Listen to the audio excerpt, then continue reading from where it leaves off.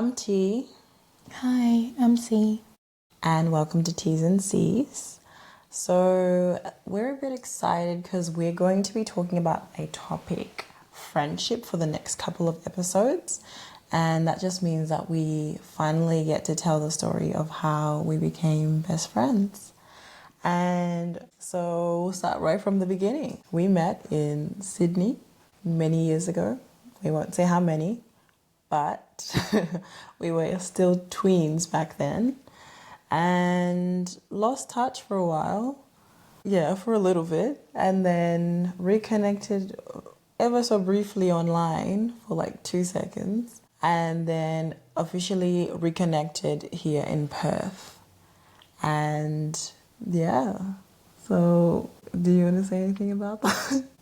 Yeah, it was quite the journey for us, having met as preteens, as she said, and then moving around, not seeing each other again, and then at some point, Tandy being overseas, and, you know, sending me a message on Facebook saying hello, as the Germans say, and then not responding to a message years later because she's overseas again. And then, you know, meeting in the same city and nurturing our friendship from there, which I feel was by God's design. We've definitely come a long way and it's taken a lot of work. So we'll just share a little bit on how we progressed in our friendship and what it took to get to where we are now. So do you want to get us started on that and tell us your point of view and your experience? I mean, initially I was quite excited the first time we ran into each other in Perth. It was a church service, I believe. Saw you and immediately I was like, oh, I know that girl. I'm going to run up to her and say hi.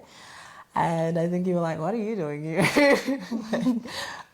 I don't think, I wasn't from Perth to begin with. So it was like one of those, what are you doing here sort of things. But we reconnected right away. When you see a familiar face and you're like, oh, you're doing great. You're still alive all these years later. It's always like, you know, it's that homecoming kind of feeling, like, oh, I know you, you're familiar. And so that was my experience. What was your experience? My experience may have been a little bit different because initially when we first met, I was so excited to meet you and always so curious to find out, like, who are you? And, you know, what could we be as friends? You know, what would that look like? Being so different and, you know, all that kind of stuff. But then when we reconnected again, I was just not in the place of actually wanting to make friends, but still deep inside, still wanting to know, like, who is she? You know, what happened all those years and how can we develop as friends? And obviously for me, I just was like, okay, who is this person again? And I mean, I knew you, but I don't think we had time to really invest time to know each other a bit more, other than just those little hellos and how was your day kind of conversations online. But at this point, I feel like I wanted to be friends with you but did not want to commit to friendship. And felt like I just didn't have the capacity to nurture a friendship relationship with anyone. And here comes this person who is friendly and could literally make anyone feel like they're friends with her. And I'm out here like, okay, why does she keep saving me seats? Why does she just, you know, remember every detail in every conversation we've had? Why does she seem so intentional? You know, her approach is just like, I want to be friends with you and I'm letting you know that. And I am just like, no, I don't need that right now. But Internally. thanks. Internally. Yeah. But obviously, like, I would have shown you, like, you're nice and everything, but also very guarded, very reserved. Because I wasn't coming here to move here. That was not the plan. Yeah. I thought I was just going to be here for a few weeks and go back to Queensland, which is where I was before. I had come here visiting my family, and I kept telling you, I don't know about that. I don't know about this friendship business. I'm going back to Queensland. And for me, I feel like I was accustomed to that as well because, we both used to move around a lot. Yeah. And it would always pain me to develop a friendship and then a few months down the line, you are moving to another state and you may not see those people ever again. But now that, we met again, we're adults, I was like, you know what, I could invest in this friendship and stay in touch. But again, I did not have the capacity or the desire to want to, get some credit and text someone and call them and maintain a friendship. I just was like, no, you're an acquaintance. I don't believe in friendship. I just don't want that ever. I feel like I had been hurt and I just thought, I don't believe in it anymore. Yeah. And I just wanted to kind of just be like, it's me and God.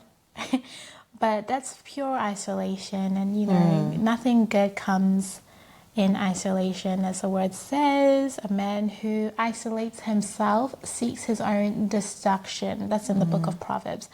But yeah, that was me.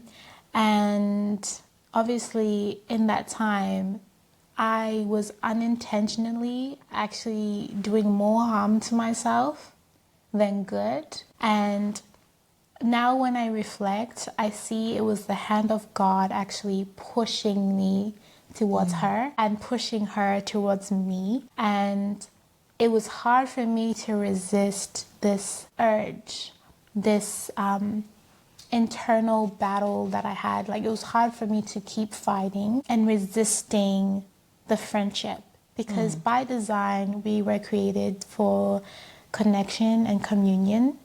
We were designed to have a togetherness kind of sense, I guess, kind of nature. You cannot develop on your own. You need a village, you need a community, you need friends, you need a family, you need some kind of unit to be able to rub off each other. Like, no stick can burn on its own. You need a bundle of sticks to maintain a flame. So it was God. And I was resisting. I was fighting for a long time. Resisting God? No, I feel like I was resisting God's intervention in my life. Because obviously I was wounded. And this was his way of bringing healing in my life. Because I had lost trust in people. I had just decided I just don't like people anymore. And I just felt so rejected, so alone. And I don't know, like, I just didn't feel like I wanted to go through that again. But I think I had closed doors and not known that not every door needs to be closed. You need to open yourself up to other experiences and other potentials in your life because you never know what could come of it. You can't just close every door and think everything is meant to harm you. God doesn't want to harm you. He wants to develop you, heal you, nurture you, deliver you, and help you. But I thought people were the weapons formed against me. Wow. I thought people were out here looking to use me and abuse me. And I just thought anyone coming to just approach me in a friendly way didn't mean well. And I guess that kind of cloaked my ability to discern people's intentions.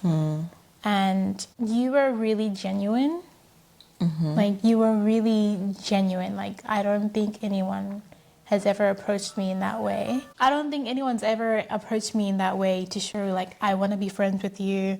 I'm really intentional about nurturing and developing a relationship with you, so much that you would actually remember details of, like, conversations we had had. And that would annoy me. That would annoy me that you would say actually that, but I don't remember do any of that. that. You don't remember No. any of it? Anyway, I remember it because these are things that used to irk me, because I'm like, oh, I'm trying so hard not to make friends. I'm trying so hard not to trust anybody because I need to protect myself from this thing. I need to protect myself from these weapons that are forming against me. All these devices. But I guess, when you're hurt, your point of view, your perspective is just so warped. You are, viewing life from the point of view of being hurt, of being wounded. And that is not the way to view things in life. It's not, Very restrictive. there's no freedom in that. There's no liberty. And I feel like that is not of God. And I should have recognized that this was the enemy. Nothing good was going to come out of me isolating myself and closing myself off to people and all those kind of things. And I think coming from a place where I faced some rejection and self-abandonment, like self-rejection as well, because I'm like, oh, no one likes me. Like, people don't understand me. No one really wants to understand me. No one is actually putting in the work.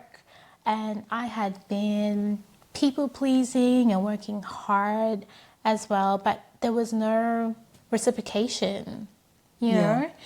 And I don't know, it just felt like trend after trend. That was a consistent thing in a lot of the friendships that I had.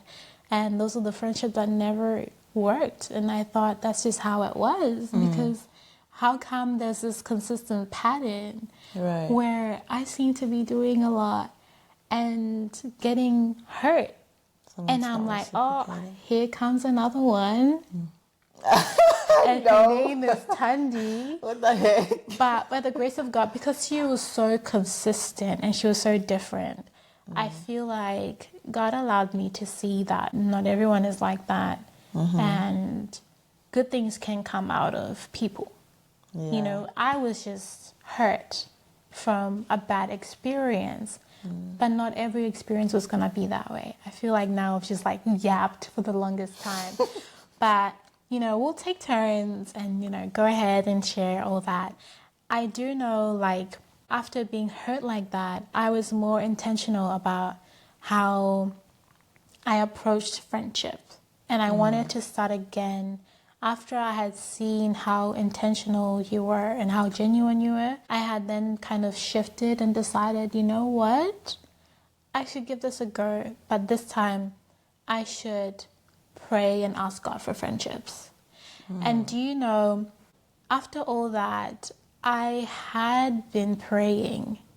And that was when I feel like now I look back and I'm like, God was actually pushing you towards me. Like, I was praying for a friendship, but the way it was coming, I wasn't prepared for it.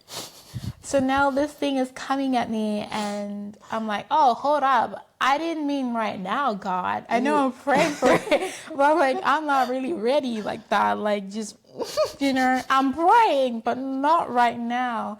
And and I feel like you need to be careful. Like, you need to be careful how you pray and what you pray for, because God is faithful and He will give that to you. You don't get to choose what package it comes in, when, the estimated date of arrival.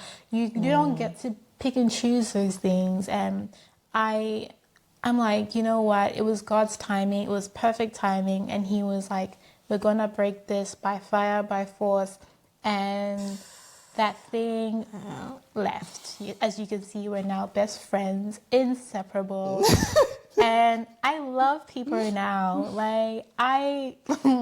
Because of this person, I actually like making friends. I actually like talking to people and being a bit more intentional about making connections. But yeah, you can go ahead. Where do I start now? Yeah, I think the fact that you are mentioning things that I don't even remember doing, that's crazy. Like, I'm like, I don't know about all these things that you're just talking about. But I can really see that, God had a plan in place, and it was just a matter of time. It was just a matter of time. Like, for me, it always felt like it was just a matter of time until we'd be best friends. In my head, we were already best friends, by the way. So, yeah, like, I don't know, maybe a few months after knowing you, like, getting to actually know you, I was already like, we're best friends. Like, already, to me, we were best friends. And obviously that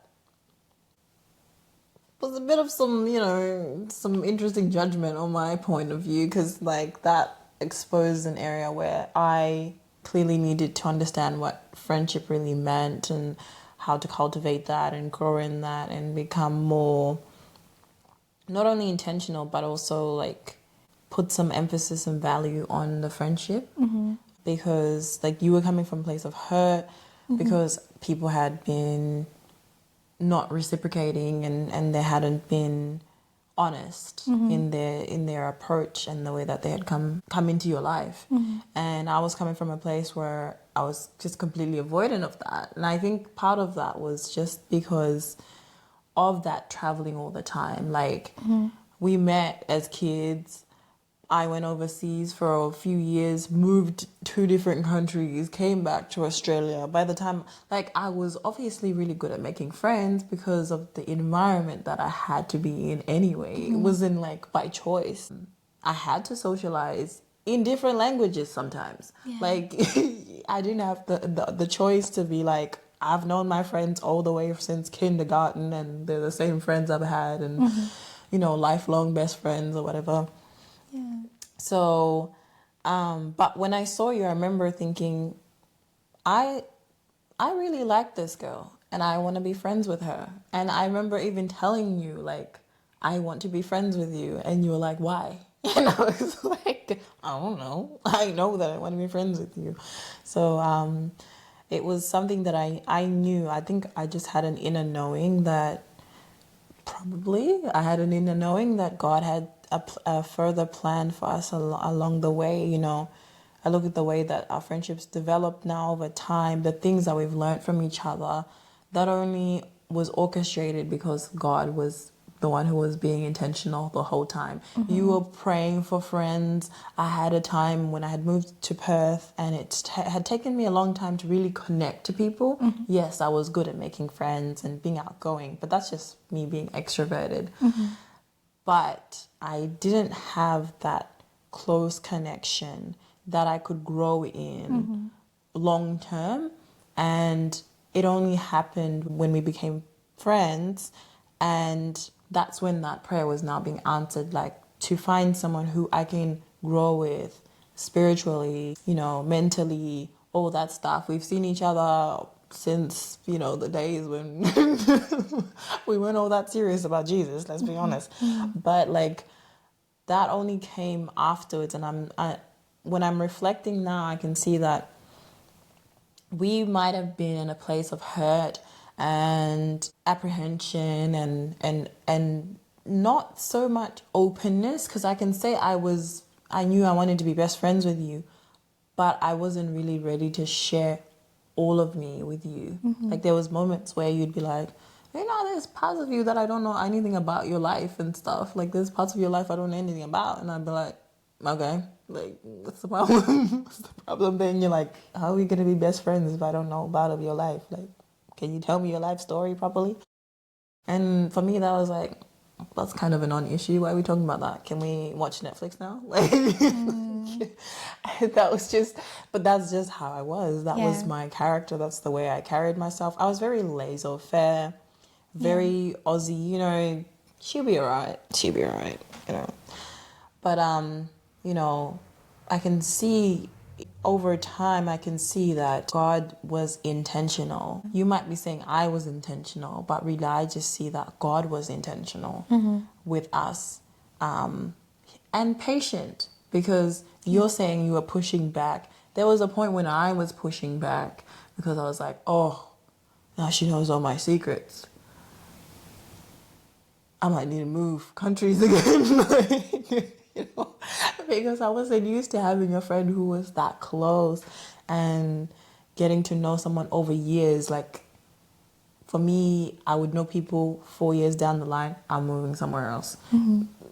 Never long term, was never allowed to grow and develop and become something truly, lifelong.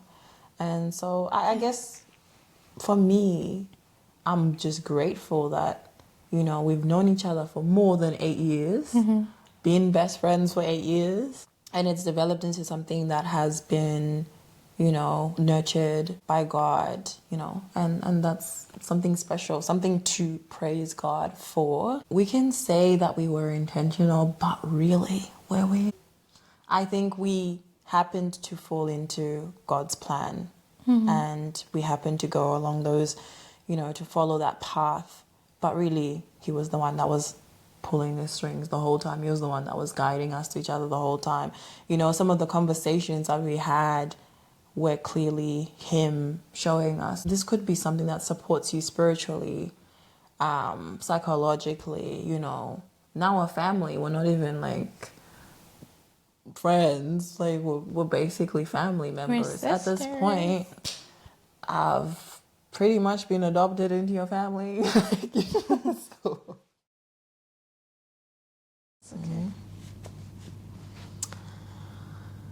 Okay.